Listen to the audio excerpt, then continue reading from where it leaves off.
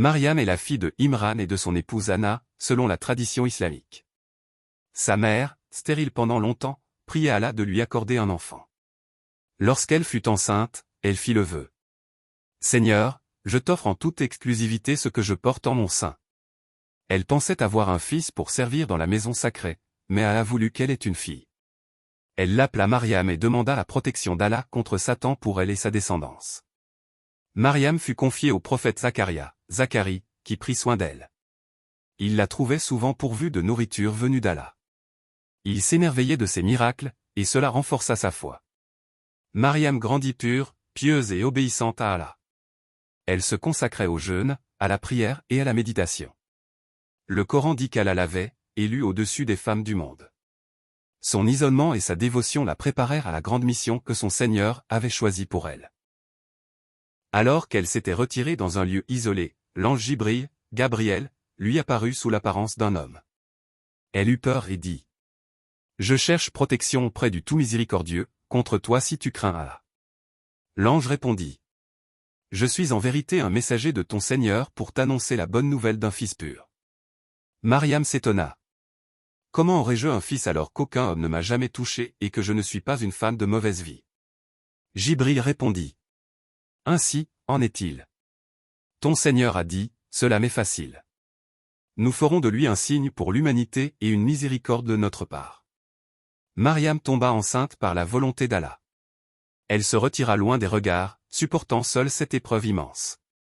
Le poids des accusations possibles et la crainte du jugement des gens la rendaient triste et inquiète. Quand arriva le moment de l'accouchement, Mariam se réfugia au pied d'un palmier, épuisée.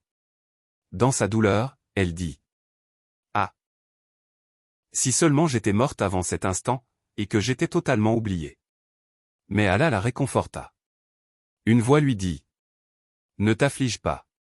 Ton Seigneur a fait jaillir un ruisseau à tes pieds. Secoue vers toi le tronc du palmier, il fera tomber sur toi des dattes fraîches et mûres.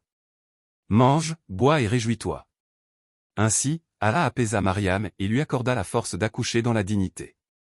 Isa, Jésus, paix sur lui, naquit miraculeusement, sans père. Mariam le prit dans ses bras et revint vers son peuple. Mais les gens, choqués, l'accusèrent d'immoralité.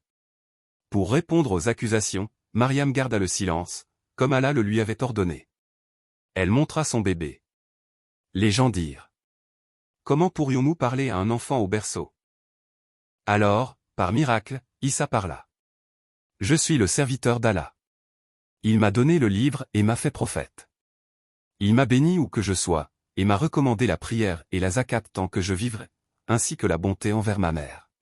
Il ne m'a pas fait violent ni malheureux. » Ce miracle confirma la pureté de Mariam et l'innocenta devant tout son peuple. Allah a élevé Mariam au rang des femmes les plus vertueuses de l'humanité. Le prophète Mohammed a dit : « Mariam est la seule femme mentionnée par son nom dans le Coran.